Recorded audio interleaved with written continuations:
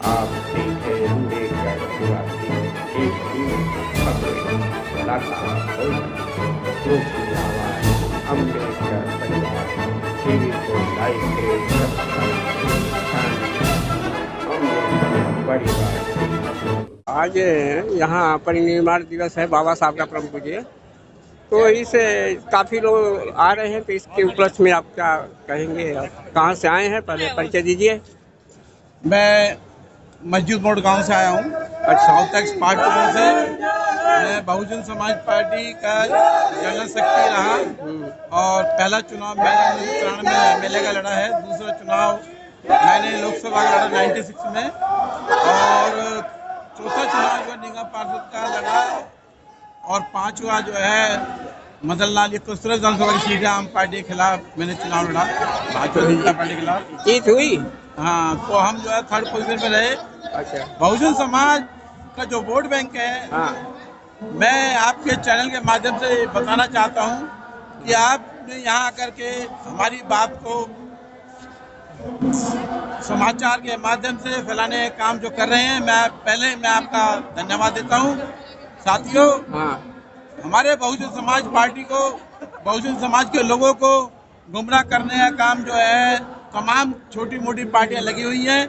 जो बहुजन समाज है वो 84% हमारा समाज है और 16% का जो स्वर्ण समाज है जो बहुजन समाज की बात मानता है। वह तो ठीक बात है कि वे बहुजन समाज की विचारधारा से सहमत है। जो बहुजन समाज पार्टी की विचारधारा से सहमत नहीं है वो लोग हमारे समाज को गुमराह करने का काम कर रहे हैं। हमारा समाज आज बाबा साहब अम्बेडकर का महापरिनिर्वाण दिवस है, यहाँ बनाने के लिए आए हैं पुण्यतिथि। तो यहाँ पर जो बाबा साहब अम्बेडकर ने जो बहुजन समाज के लिए काम किया, पढ़ने का अधिकार जो बाबा साहब अम्बेडकर ने हमें दिया, हमें मकान बनाने का अधिकार बाबा साहब अम्बेडकर ने दिया, हमारे समाज के लोगों के अंदर जो गले में घड़ा बांध दिया जाता था बाबा साहब अम्बेडकर ने उसको हमें हटाया है। पीछे झाड़ू बांध दी जाती थी, बाबा साहब अम्बेडकर ने उन्हें हटाया है। हमारे लिए तो बाबा साहब अम्बेडकर ही भगवान है। आज इस मौके पर मैं कहना चाहता हूँ, अगर बहुजन समाज पार्टी की सरकार 2027 में बनती है, जो हमारे छोटे मोटे जो पार्टी के जो तमाम पार्टी के जो यहाँ नेता बदलाने का काम कर रहे हैं, मैं अपने समाज के लोगों से अनुरोध करता हूँ कि वो उनकी बातों में ना आए और अपना कीमती वोट जो है 2027 में जो चुनाव होने वाला है, बहन कुमारी मायावती को मौके आज सच्ची श्रद्धांजलि जब ही होगी जब आप जो है ये तय करके जाएंगे कि आने वाले समय में बहुजन समाज पार्टी हाथी वाले बटन पर मोहर लगाकर बहन जी को चीफ मिनिस्टर बनाने का काम करेंगे। साथियों, आप लोगों से अनुरोध है, आप अपने रिश्तेदारों को, भाई बंधुओं को, सबको ये अपील की आज इस चैनल के माध्यम से कहना चाहता हूँ कि वो अपना कीमती वोट जो है बहुजन समाज पार्टी को दे। जब तक मान्यवर काशीराम साहब ने भी कहा था, बाबा साहब ने भी कहा था, जब तक तुम्हारा शासन नहीं होगा, जब तक इस देश के अंदर ये लोग अत्याचार करते रहेंगे, कहीं पर मूछ रखने पर तुम्हारी हत्या करेंगे, कभी पानी पीने पर हत्या करेंगे, कभी ये जो हम बुलेट पे अगर चलते हैं तो उनके हाथ काट दिए जाते हैं, अगर घोड़े पे चलाए जाते, घोड़े पे अगर हम चलते हैं तो हम मार दिया जाता है। तो ये व्यवस्था तभी खत्म होगी जब हमारी सरकार होगी। मान्यवर साहब काशीराम ने भी और बाबा साहब ने कहा है, सत्ता की चाबी आपके पास होगी। सत्ता की चाबी तभी होगी जब आप वोट देंगे। एक नोट एक वोट अगर पार्टी को आप देंगे तो बहुजन समाज पार्टी इस देश के अंदर बहन जी को प्रधानमंत्री बनाने का काम करेगी। तो कैसे आप बनाएंगे? यहाँ SC ST OBC जो है काफी बिखरा हुआ है। SC ST OBC जो लगा हुआ है पूजा पाठ में, अंधविश्वास में काफी पाखंडवाद जो फैला रखा है, जो ब्राह्मणवाद ने पाखंडवाद फैलाया, हमारे पिछड़े अति पिछड़े अल्पसंख्यक लोग, ये लोग जो है उनके बातों में आकर के गुमराह हुए। तब उनको पता लगा कि जो धीरेन्द्र शास्त्री जो पर्ची निकालता था, आज उसकी क्या हालत है। वहां पर जो है वो लड़कियों का व्यापारी निकला। साथियों, ऐसे पाखंडी बाबाओं के चक्कर में ना आए। राम रहीम था, उसने भी जो है पाखंड बहुत फैला रखा था, आज वो जेल में है। आसाराम है, वो भी जेल में है। अगर हम इन पाखंडवाद के खिलाफ अपना समाज के लोग तैयार कर लें और हमें एक मंच पे आ जाएं, हमें तो आने वाले समय के विचारधारा पर चलने पड़ेगा।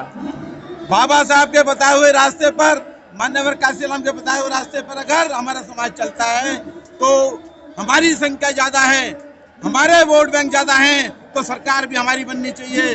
ये मनुवादी लोग और ये ब्राह्मणवादी लोग जो है हमारे लोगों को गुमराह कर रहे हैं, काम कर रहे हैं। जो विचारधारा बहुजन की नहीं जानता वो हमारा हो ही नहीं सकता। बहुजन की विचारधारा में चलना है, बाबा साहब के बताए हुए रास्ते पे चलना है और मान्यवर काशीराम जी के बताए हुए रास्ते पे चलना है और बहन जी को चीफ मिनिस्टर उत्तर प्रदेश ही बनाना है। और आने वाले समय में जब भी लोकसभा का चुनाव होगा तो आप बहन जी को क्या 2027 के चुनाव में क्या लगता है कि बहुजन समाज पार्टी बड़ी मजबूत हो गई?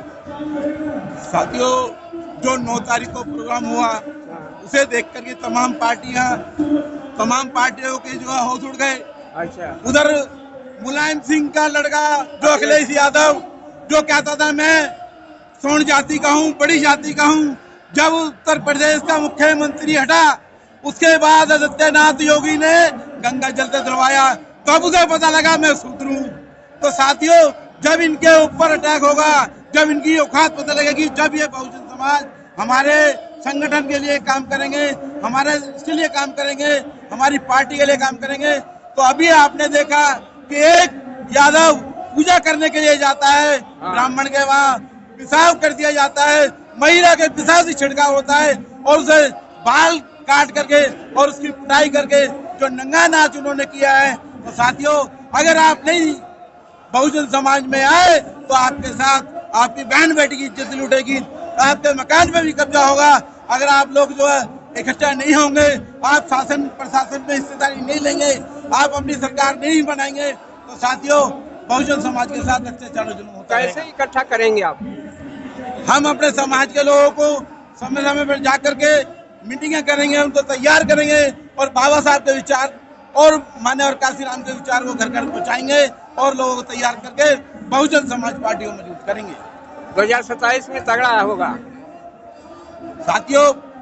2027 तक जो 9 तारीख की जो रैली थी उससे साबित हो जाता है कि जहाँ 20 लाख लोग आए थे वो 20 लाख लोग भारतीय जनता पार्टी इकट्ठी नहीं कर पाई, कांग्रेस नहीं कर पाई, अच्छा। समाजवादी पार्टी नहीं कर पाई। बहुजन समाज पार्टी 20 लाख लोग जब इकट्ठे हो जाते हैं तो पता लगता है कि आने वाले समय में 2027 के अंदर बहुजन समाज पार्टी की सरकार होगी और बहन कुमारी मायावती उत्तर प्रदेश की मुख्यमंत्री होगी। मान सम्मान, स्वाभिमान, रोजगार, स्वास्थ्य, ये चीजें जो है बहन जी के शासनकाल में था।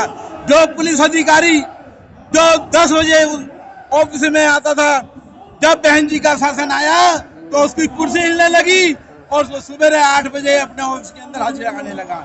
जो पुलिस वाले FIR नहीं लिखते थे और पुलिस वालों को जो है बहन जी ने हड़काया, SSP को हड़काया कि आप जो है गरीब आदमी का काम करेंगे, समाज का काम करेंगे, अगर नहीं करा तो आपके खिलाफ कानूनी कार्रवाई। जिंदाबाद जिंदाबाद। बहुत अच्छे धन्यवाद।